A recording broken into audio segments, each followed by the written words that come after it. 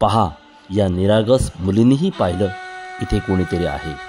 ठाणे पूर्वेकडील श्री साई दही कला उत्सव मंडळाच्या वतीने आयोजित दीपोत्सव भव्य रांगोळी प्रदर्शनात प्रियंका शैलेश थोरात यांनी आजच्या जीवनामधील लहान मुलींवरती होणाऱ्या बलात्काराविषयी गिव्ह जस्टिस या विषयावर धरून रांगोळी काढली आहे व या रांगोळीतून त्यांनी या नराधमांचा निषेध केला आहे.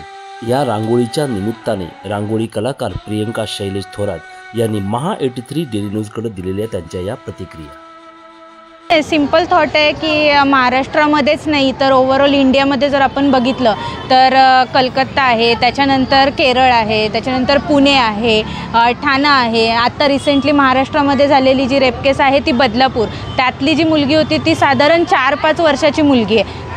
म्हणजे तिलासुद्धा सोडत नाही आहेत हे नराधम. तर हा एक सिंपल थॉट आहे की महिला सुरक्षित नाही आहेत, मग त्या वर्किंग वुमन असू देत किंवा शाळेत शिकणाऱ्या लहान मुली असू देत किंवा मग घरातल्या स्त्रिया असू देत. आणि महत्त्वाची गोष्ट, असं काही स्पेसिफिक कोणी नाही आहे याच्यामध्ये, कुणी असू शकतं.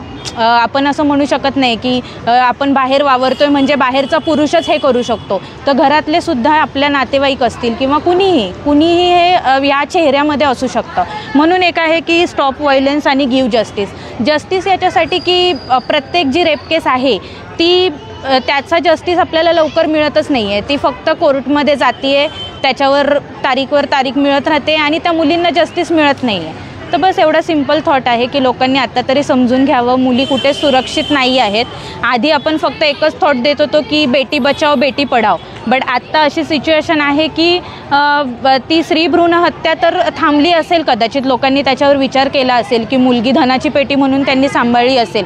पण आत्ता हे जे चालू आहे बलात्कार किंवा ह्या रेप केसेस ज्या वाढत आहेत याच्यावर कुठलं तरी एक स्पेसिफिक कायदा येण्याची गरज आहे, ज्याच्यावर सरकारने विचार करावा की तो कायदा असा असावा की असं करण्याचा कोणी विचारच नाही केला पाहिजे.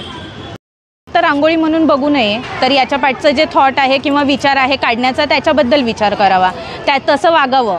म्हणजे हा जास्त विचार मी म्हणते की घरातल्या आईवडिलांनी लहान मुलांना शिकवण्याची गरज आहे. म्हणजे पुरुष म्हणून त्यांना जे आपण त्यांचं पौरुषत्व काय आहे ह्याच्यावर त्यांना शिकवण्याची गरज आहे, शाळेतून शिकवण्याची गरज आहे. मे बी आता लैंगिक शिक्षण हा जो विषय आहे तो शाळेत शिकवला जात असेलही, बट मी असं म्हणेन की बलात्कार हा विषयही शाळेत शिकवला जावा की हा किती घातक प्रकार आहे, याचा त्रास कसा होऊ शकतो किंवा मुलींना कसं प्रोटेक्ट केलं जावं, याच्यासाठी मुलींनाही शिक्षण देण्याची गरज आहे आणि हे शाळेतून केलं गेलं पाहिजे. जे घरातून आईवडिलांनी घेतलं पाहिजे, मुलगा मुलगी समान आहे हे सांगितलं पाहिजे. म्हणून आता आईवडील मुलांना घेऊन येतील तर त्यांनी फक्त रांगोळी न बघता त्यांना थोडेसे 4 शब्द समजुतीचे सांगावेत.